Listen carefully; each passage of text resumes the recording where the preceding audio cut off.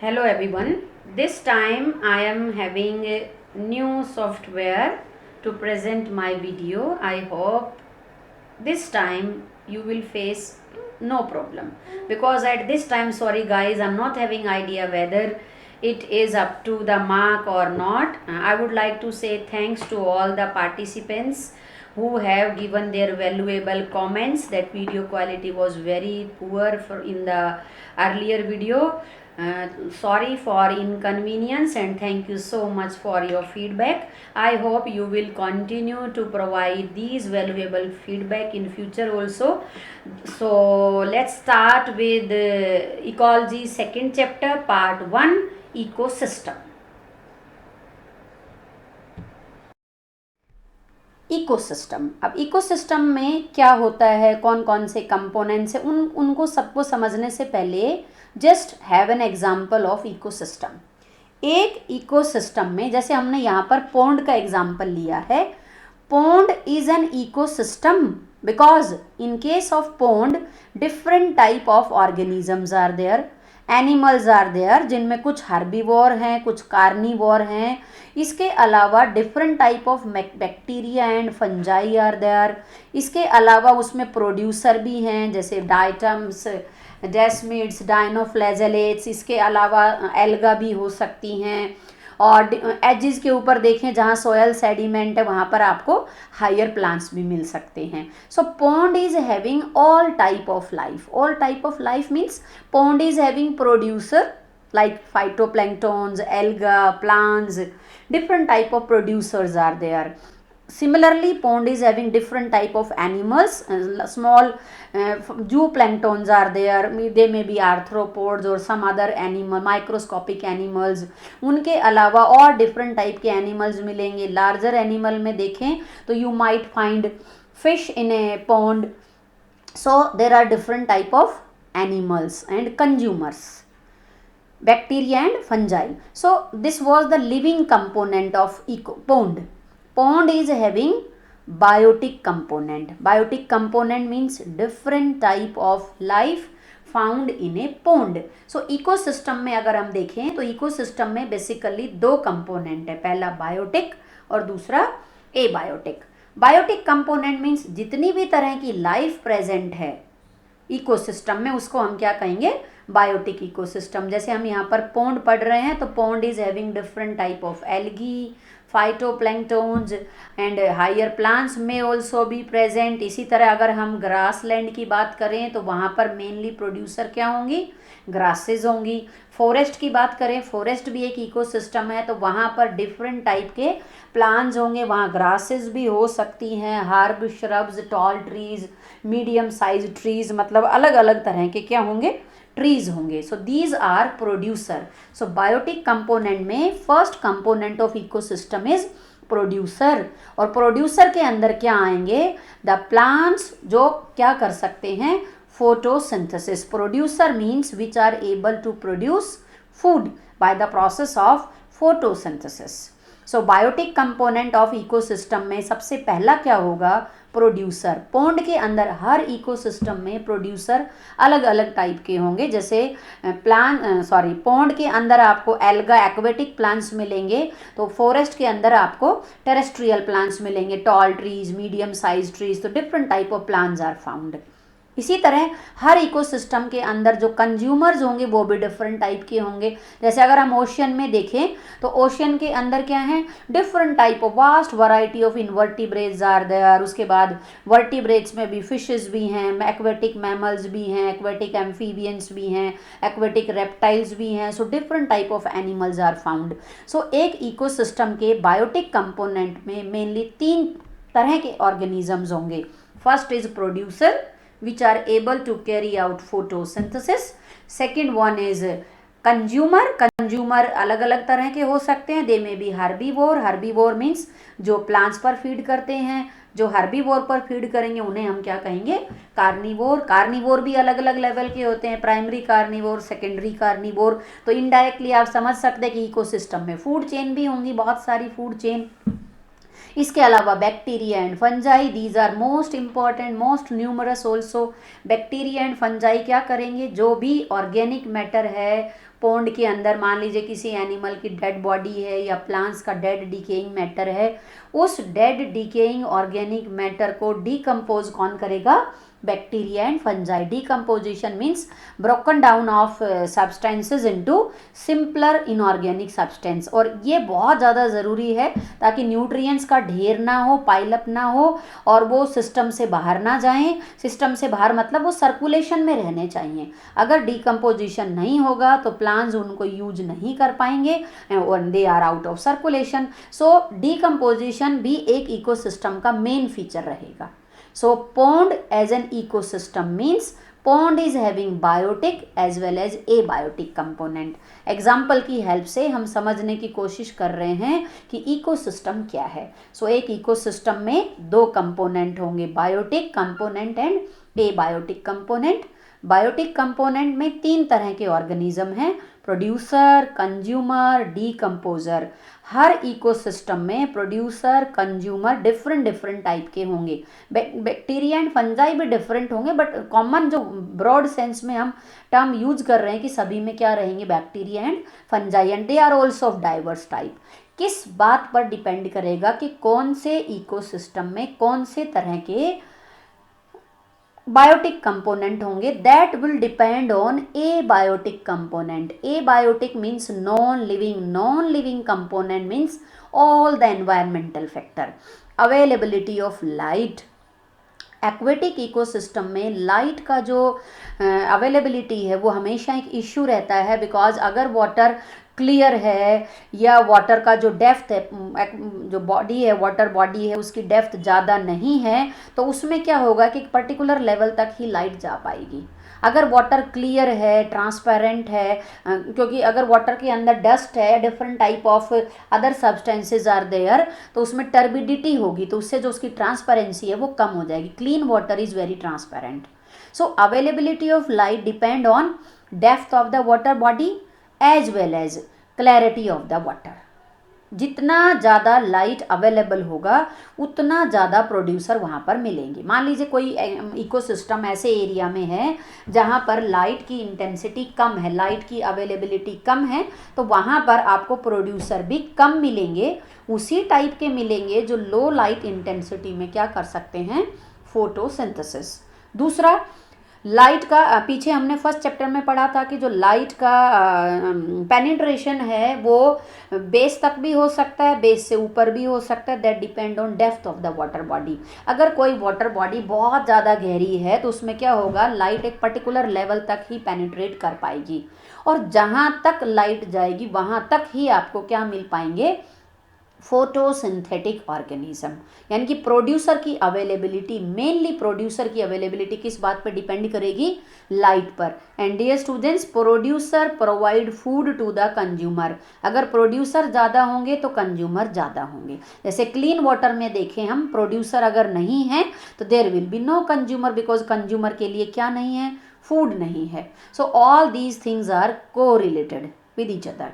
So availability of light issue रहेगा हमेशा aquatic ecosystem में। टेरेस्ट्रियल में भी अगर हम कहें, पीछे हमने पढ़ा ट्रॉपिकल रेन फॉरेस्ट में लाइट की अवेलेबिलिटी ज़्यादा है, रेट ऑफ फोटोसिंथेसिस क्या होगा, ज़्यादा, और टेम्परेट के अंदर टेम्परेचर कम है, तो जो लाइट का अवेलेबिलिटी है, टेम्परेचर, लाइट का एक हीटिंग इफेक्ट होता है, अगर लाइट इंटेंसिटी ज़्यादा है तो टेम्परेचर ज़्यादा। टेम्परेट में क्या है, टेम्परेचर क्या है, कम है, बिकॉज अवेलेबिलिटी ऑफ लाइट वहाँ पर कम है। तो लाइट की अवेलेबिलिटी मेजर फैक्टर रहेगा जो ये डिसाइड करेगा कि वहाँ पर किस तरह के बायोटिक कंपोनेंट मिलेंगे। Moving on to next, temperature of the water. This is again very important parameter. Water का टेम्परेचर, अगर वाटर का टेम्परेचर कम है, अगेन वो एनवायरनमेंट पे डिपेंड करेगा। अगर कोई वाटर बॉडी टेम्परेट एरिया में है तो उसका टेम्परेचर कम रहेगा, ट्रॉपिकल एरिया में है तो टेम्परेचर क्या रहेगा, ज़्यादा। सो अगर वाटर का टेम्परेचर कम है तो आपको वो वाले प्रोड्यूसर्स मिलेंगे, कंज्यूमर्स मिलेंगे जो लो टेम्परेचर पर अपने आप को सर्वाइव कर सकते हैं। अगर वाटर का टेम्परेचर हाई है तो वहाँ पर बैक्टीरिया और फंजाई का जो डीकम्पोजिशन प्रोसेस है वो भी क्या होगा, फास्ट होगा। Decomposition means breakdown of organic matter into simpler substances so that they can be reused by the plants. तो अगर टेम्परेचर ज़्यादा है तो डिकम्पोजिशन का रेट क्या होगा, फास्ट होगा और न्यूट्रिएंट्स की अवेलेबिलिटी वाटर बॉडी में रहेगी. Next is soil sediment. Soil sediment मतलब वाटर बॉडी के बेस पे what type of soil sediment is found, that also determine type of benthic animal. Benthic animal means the animal which are found at bottom. So soil sediments भी decide करेगा what type of characteristics, what type of organisms are found in the water body. So pond as an ecosystem अगर हम कहें, board exam में भी 3 mark question है कि define या explain pond as an ecosystem. So सबसे पहले हम, आई थिंक थोड़ा आइडिया हो गया होगा कि इकोसिस्टम क्या है. So what is ecosystem? Ecosystem is having biotic component as well as abiotic component. Next definition में हम नेक्स्ट लाइन ऐड करेंगे, all these biotic components are interacting with each other. Producers are providing food to the plants and producers are providing food to the consumers, and consumers की death होने पर या जो plants के dead decaying part है उनको decompose कौन करेगा? Bacteria and fungi. So all these biotic components are interacting with each other as well as they are interacting with their non-living environment. So ecosystem is self sustaining unit. Self sustain मतलब अपने आप काफ़ी लंबे time तक maintain रहेगी, aquarium की तरह. Aquarium क्या है? आर्टिफिशियल इकोसिस्टम है. Pond is a natural ecosystem. हालांकि कुछ आर्टिफिशियल पॉन्ड भी होते हैं जो आर्टिफिशियली कंस्ट्रक्टेड होते हैं. सो नेचुरल इकोसिस्टम की बात, खास बात क्या रहेगी कि it is self sustaining unit. अपने आप को क्या कर सकता है? मेंटेन कर सकता है. हमें फॉरेस्ट के अंदर कोई ऑक्सीजन प्रोवाइड नहीं करनी है, या एनिमल के लिए फूड नहीं देना है, या उसका टेम्परेचर कंट्रोल नहीं करना है. All is automatic. इसी तरह पॉन्ड के अंदर all the components of ecosystem are there, they are interacting with each other. So होगा क्या कि पॉन्ड एक सेल्फ सस्टेनिंग यूनिट है. Pond is a self sustaining unit where all the components are interacting with each other, biotic as well as abiotic. So I hope you are having idea what actually an ecosystem is. So ecosystem means living organism are in.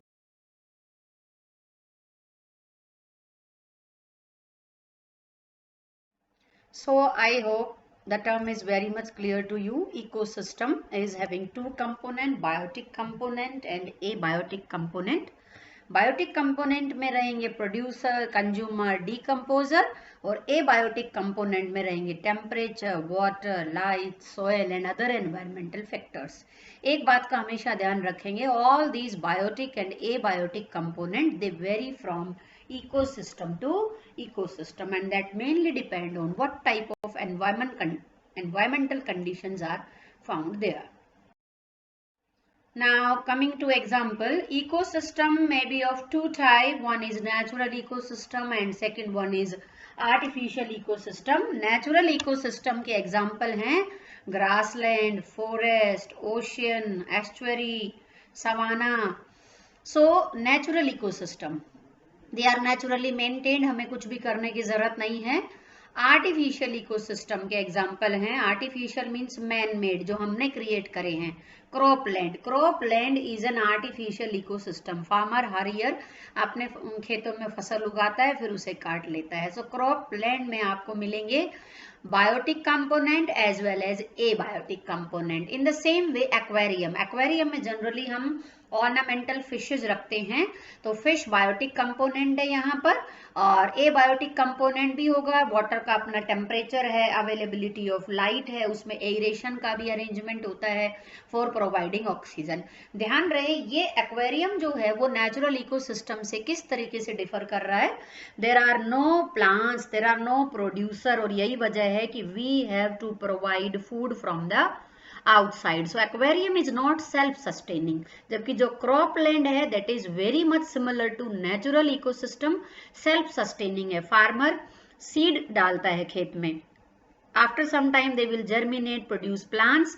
Now plants are performing the process of photosynthesis, और उसकी वजह से वहां पर जो बाकी जो animals हैं, डिफरेंट टाइप ऑफ इंसेक्ट्स हैं स्पेशली, और butterflies, moths, beetles, different type of insects are there, rats may also be present, squirrels are present, so different type of small sized animals are generally found in a cropland. So cropland is very much similar to natural ecosystem, but ये क्या है कि इसका जो life span है that is very less, because हम उसको अपने अकॉर्डिंग मॉनिटर कर रहे हैं. एक्वेरियम में आपको क्या मिलेगा? एक्वेरियम में you will not find these producers. So these are example of ecosystem, natural and artificial ecosystem. Now moving on to characteristic of ecosystem. एक इकोसिस्टम के डिफरेंट कैरेक्टरिस्टिक्स होंगे. एक पॉइंट हम पहले भी डिस्कस कर चुके हैं, अलग अलग तरह के इकोसिस्टम में अलग अलग तरह के प्लांट्स एंड एनिमल्स मिलेंगे. सो different type of plants and animals and microbes found in an ecosystem constitute species composition. अलग अलग तरह के प्लांट्स, एनिमल्स, माइक्रोब किसी भी इकोसिस्टम में प्रेजेंट है तो उसको हम क्या कहेंगे? उन सबको मिलाकर हम कहेंगे species composition. Diversity species composition पर डिपेंड करेगा. अगर इकोसिस्टम में number of species, type of species ज़्यादा हैं, that ecosystem is more diverse. जैसे हमने एग्जांपल पढ़ा पीछे, tropical rain forest are having maximum diversity. Desert में अगर हम देखेंगे diversity is very very low. Dominance means कौन सी स्पीसीज का नंबर किसी पर्टिकुलर इकोसिस्टम में ज़्यादा है. जैसे ग्रासलैंड की बात करें तो ग्रासलैंड में ग्रासेस की डोमिनेंस होगी, लेकिन फॉरेस्ट की बात करें तो फॉरेस्ट में टॉल ट्रीज का डोमिनेंस होगा, बिकॉज ग्राउंड लेवल पर लाइट की अवेलेबिलिटी लिमिटेड रहेगी तो ग्रास की ग्रोथ कम होगी. That again depend on environmental factor. Pine forest, जैसे पाइन फॉरेस्ट कॉनिफर्स हैं जिनमें जिम्नोस्पर्म्स जो है पाइनस आपको ज़्यादा मिलेगा. So that is dominance. हर इकोसिस्टम में different type of species are found. किसी स्पीसीज का नंबर कम है, किसी का ज़्यादा है. तो कुछ इकोसिस्टम्स में इकोसिस्टम में कुछ स्पीसीज का डोमिनेंस ज़्यादा होता है. Some are found in more abundance than the another one. Third point, standing crop. Standing crop means किसी भी एरिया में एक पर्टिकुलर टाइम पर how much organic matter is present. Total amount of organic matter present in an area at any given time, उसको हम क्या कहेंगे? Standing crop. Organic matter is actually biomass which is produced by a process of photosynthesis. अगर हम देखें, ultimate source of energy on the earth is sun.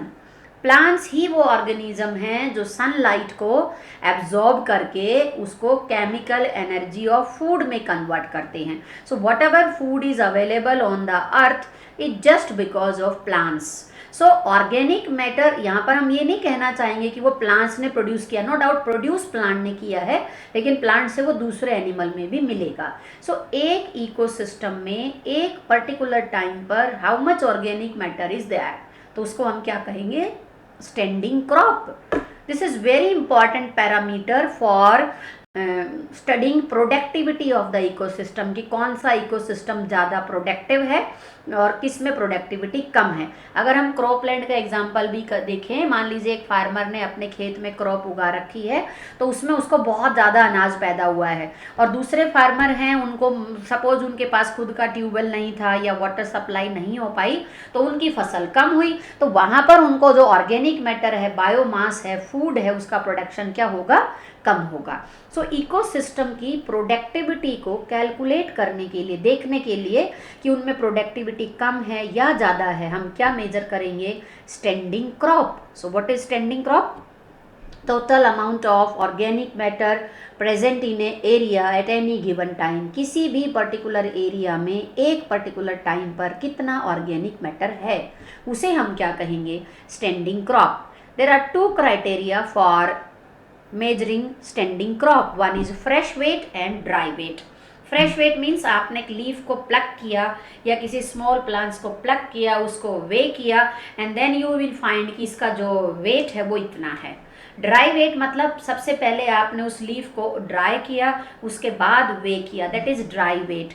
Fresh and dry weight में से कौन सा ज़्यादा प्रीफर्ड है, that is dry weight, because dry weight does not involve moisture variation.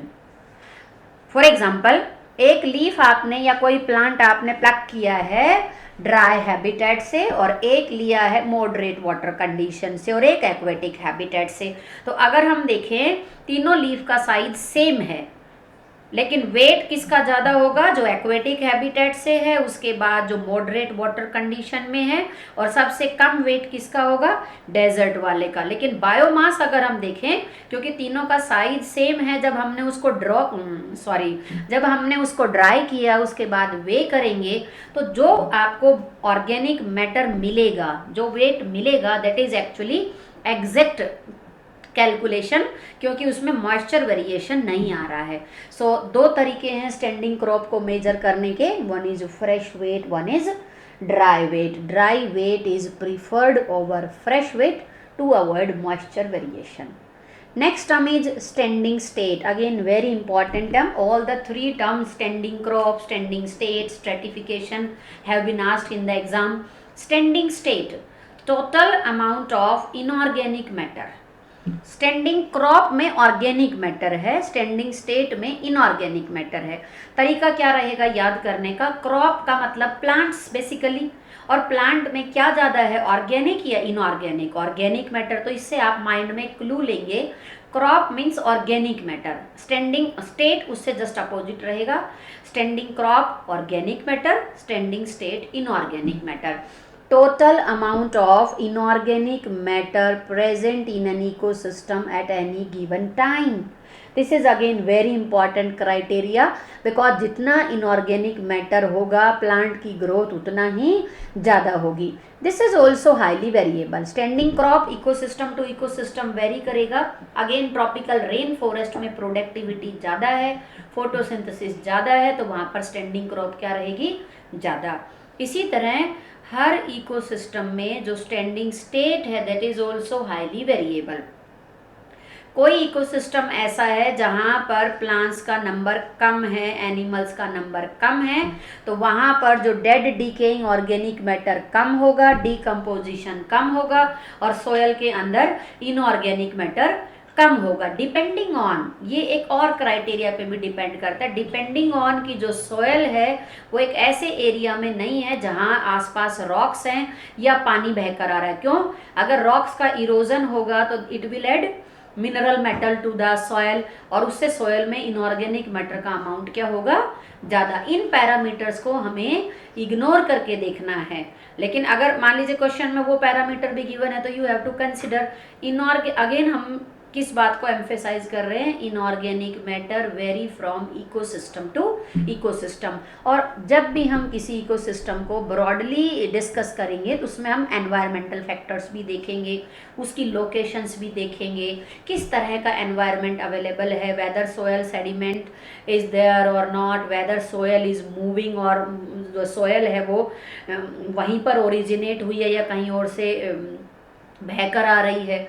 So different parameters are there. So standing state means total amount of inorganic matter present in soil at any given time. This again vary from ecosystem to ecosystem. Moving on to next term, stratification.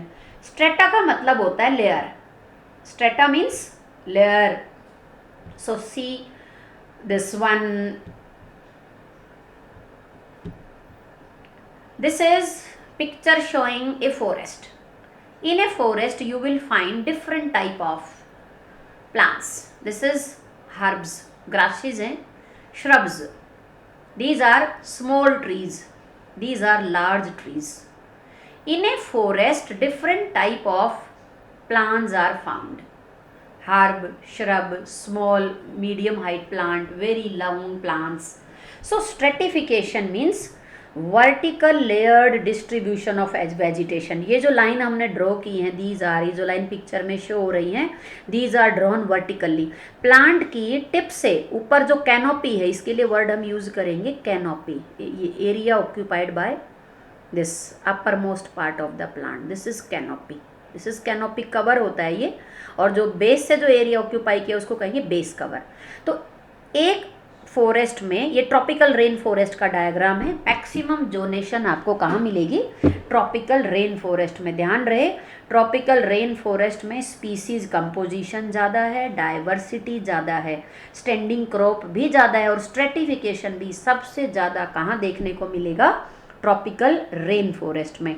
So this is top layer, this is understory layer, this is shrub layer, this is herb layer. So these are, और grasses से भी छोटे छोटे और plants हो सकते हैं, जैसा यहाँ पे इन्होंने शो किया है। 5 different type of layers are there. So vertical layered structure of vegetation is known as stratification. अगर आप डेजर्ट में देखेंगे तो आपको बुशेज और कुछ टॉल ट्रीज मिलेंगे, grasses are not found in desert, तो वहाँ पे आपको 2 ही लेयर मिलेंगी, one is shrub layer and one is tree layer. वहाँ ट्री भी मीडियम हाइट या स्मॉल हाइट के होंगे, लेकिन ट्रॉपिकल रेन फॉरेस्ट में आपको मैक्सिमम स्ट्रेटिफिकेशन मिलेगी। You may find 4 to 5 strata. So this is stratification. Now coming to function of ecosystem, these functions we are just mentioning here. In the coming video we will discuss one by one. Again, these are very important topic. In this slide I would just like to explain the meaning of these terms and how these functions are correlated with each other. Moving to first function, productivity. Productivity means produce करना। क्या produce करना? Organic matter. इसमें सबसे ज़्यादा important role रहेगा producer का। हालांकि productivity हर organism से लिंक्ड है, लेकिन जो प्राइमरी प्रोडक्टिविटी है, what ever energy is available in all the organism, चाहे वो हर्बीवोर हो, कार्निवोर हो, इवन हम ह्यूमन बीइंग हैं, all are having energy from plants. So in ecosystem, biotic components, especially produce food by the process of photosynthesis, and from producer this food is transferred to herbivore and carnivore and they produce their own biomass. जैसे हमने plant से कोई food लिया, that protein is digested into amino acids, carbohydrate starch is digested into glucose. हमारी body में आने के बाद क्या होगा कि उन अमाइनो एसिड को यूज करके हमारी बॉडी अपने टाइप के प्रोटीन प्रोड्यूस करेगी। जैसे मायोसिन, एक्टिन प्लांट्स में नहीं है, लेकिन हमारी बॉडी में प्लांट्स के प्रोटीन से बॉडी को क्या मिलेगा, अमीनो एसिड्स, और उन अमीनो एसिड्स को यूज करके हमारी बॉडी अपना ऑर्गेनिक मैटर सिंथेसाइज करेगी। इसी तरह प्लांट फूड से हमने क्या लिया, starch, and that starch is digested into glucose, और बॉडी में जाने के बाद हम क्या करेंगे, that glucose is converted into glycogen. Plant में किस फॉर्म में स्टोर है, स्टार्च की फॉर्म में, एनिमल में ग्लाइकोजन की फॉर्म में। So this is productivity, rate of production of organic matter. किस रेट से कोई भी ऑर्गेनिज्म ऑर्गेनिक मैटर प्रोड्यूस कर रहे हैं उसको हम क्या कहेंगे, प्रोडक्टिविटी। खुद का ऑर्गेनिक मैटर प्रोड्यूस करना। प्लांट ऐसे ऑर्गेनिज्म हैं जो सनलाइट एंड CO2 को यूज करके सिंपलर इनऑर्गेनिक सब्सटेंस से क्या प्रोड्यूस करते हैं, ऑर्गेनिक मैटर। प्लांट के अलावा जो भी कंज्यूमर्स एंड डीकम्पोजर्स हैं उनको ऑर्गेनिक मैटर कहाँ से मिलेगा, प्लांट्स से, because they are not able to carry out photosynthesis. So productivity means biomass production. Biomass means organic matter production. Energy flow, this is very easy. Energy flow means, here we will take example of food chain. From producer, energy is moving to herbivore and then to carnivore. So this is energy flow. So this is also a function of ecosystem, and आप process भी कह सकते हैं कि this is also taking place in an ecosystem. This is the way how living organisms are interacting with each other. Ecosystem की definition में हमने क्या कहा था कि living organism एक दूसरे के साथ interact करेंगे. So see, in energy flow, food is moving from food or energy, because food on oxidation produce energy. Energy is moving from one trophic level to next, producer to herbivore, then to carnivore. Coming to decomposition. Decomposition is carried out by bacteria and fungi. क्या करेंगे, complex organic matter is broken down into simpler substances and this help in decomposition के process की वजह से क्या होगा, nutrient cycling. This is the process where living component are interacting with non living component of the environment. कैसे? Decomposition के बाद जो सिंपल इनऑर्गेनिक मैटर है that is again used by plant. और अगर हम नाइट्रोजन की बात करें तो डीकम्पोजिशन में कुछ जो है डीनाइट्रीफाइंग बैक्टीरिया नाइट्रोजन को जो है नाइट्रोजन ऑक्साइड्स को किस फॉर्म में ले आते हैं, N2 की फॉर्म में, और वो N2 वापस कहाँ चली जाती है, एटमॉस्फेयर में. ये आपने बायोलॉजिकल नाइट्रोजन फिक्सेशन में पढ़ा होगा, अदरवाइज यहाँ पर भी हम आगे नाइट्रोजन साइकिल में पढ़ेंगे. So nutrient cycling is a process in which different substances move across different component of ecosystem. जैसे food is produced by producer, producer के बाद गया वो कंज्यूमर्स के पास, और प्रोड्यूसर और कंज्यूमर से गया डीकम्पोजर्स के पास, और डीकम्पोजर्स ने उसको क्या किया, डीकम्पोज, और जिसकी वजह से nutrients are recycled. So these are functions of ecosystem: productivity, energy flow, nutrient cycling and decomposition. When we consider all these process, we will find that ecosystem के जितने भी components हैं, they are all functioning as a unit. All components of ecosystem function as unit.